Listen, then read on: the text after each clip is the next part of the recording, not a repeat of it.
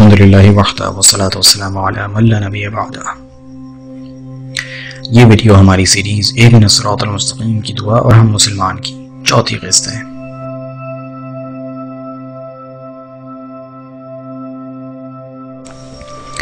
جیسا کہ پچھلی قسط میں ہم نے بنی اسرائیل کا مختصر تعارف بیان کیا تھا اور اس قوم میں آنے والے عظیم پیغمبروں کا ذکر کیا تھا، آج ہم یہ جاننے کی کوشش کریں گے کہ اللہ نے کس طرح بنی اسرائیل کو اپنی نعمتوں سے سرفراز فرمایا۔ جیسا کہ ہم نے ذکر کیا تھا کہ بنی اسرائیل حضرت یعقوب علیہ السلام کی نسل کو کہا جاتا ہے۔ حضرت یعقوب علیہ السلام کے بعد حضرت یوسف علیہ السلام اور پھر یہودیوں کی تاریخ کی سب سے اہم شخصیت حضرت موسیٰ علیہ السلام کا ظہور ہوتا ہے۔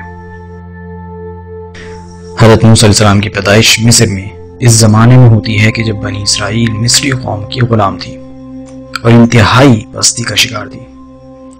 جب کوئی قوم نسل در نسل غلامی میں ہوتی ہے تو اس کے اندر ذہنی اور اخلاقی پستی اپنے عروج پر ہوتی ہے، اور ایسی قوم میں موسیٰ علیہ السلام جیسی قد آور شخصیت کا اس قوم میں پیدا ہونا، اس قوم پر اللہ کی رحمتوں کا ظہور ہوتا ہے۔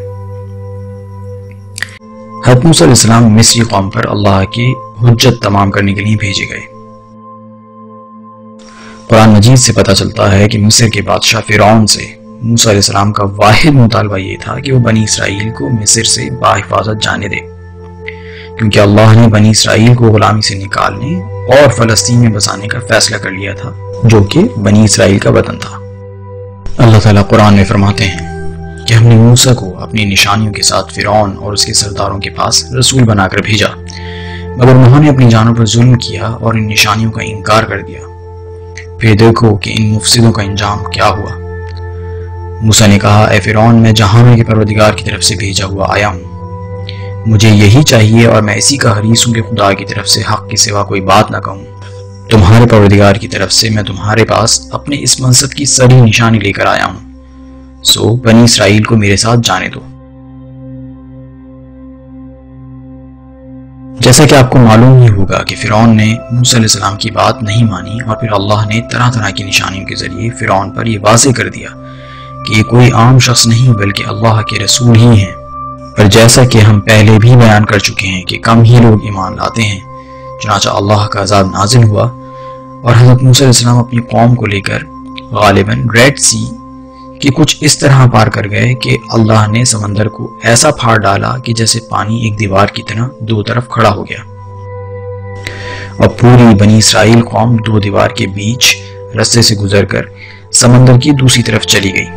اور جب فرعون نے اپنے لشکر کے ساتھ اسی راستے سے گزرنے کی کوشش کی تو اللہ نے وہ پانی کی دیوار گرا دی اور فرعون کو اس کے لشکر سمیت غرق کر دیا۔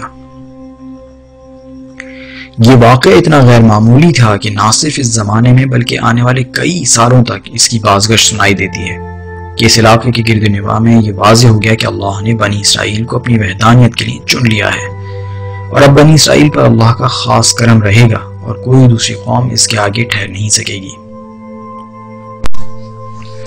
قرآن میں ارشاد ہوتا ہے، سو ہم نے ان سے انتقام لیا اور انہیں سمندر میں غرق کر دیا، اس لیے کہ انہوں نے ہماری نشانیوں کو جھٹلایا اور ان سے بے پرواہ بنے رہے۔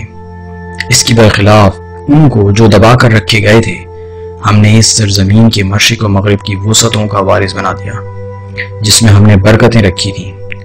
بنی اسرائیل پر تیرے پروردگار کا وعدہ خیر اس طرح پورا ہوا کیونکہ وہ ثابت قدم رہے، اور ہم نے فرعون اور اس کی قوم کا سب کچھ برباد کر دیا جو وہ اپنے شہروں میں بناتے اور جو کچھ دیہات کے باغوں اور کھیت میں ٹٹیوں پر چڑھاتے تھے۔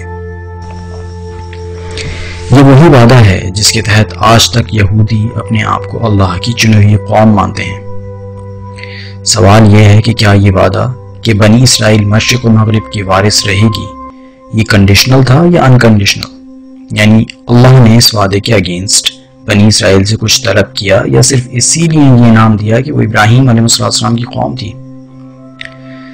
سوال یہ بھی اٹھتا ہے کہ انتہائی ذلیل غلامی کے بعد ملنے والی آزادی کے نتیجے میں بنی اسرائیل کا کیا رویہ رہا؟ کیا وہ اللہ کے ساتھ کیے گئے وعدے پر قائم رہے یا اس کی خلاف ورزی کے مرتکب ہوئے؟ آگے آنے والے واقعات نہ صرف دلچسپ ہیں بلکہ انتہائی سبق آموز بھی۔ انشاءاللہ اگلی قسط میں دیکھتے ہیں۔ اقول قولی ھذا استغفر اللہ لی ولکم ولسائر المسلمین السلام علیکم ورحمۃ اللہ.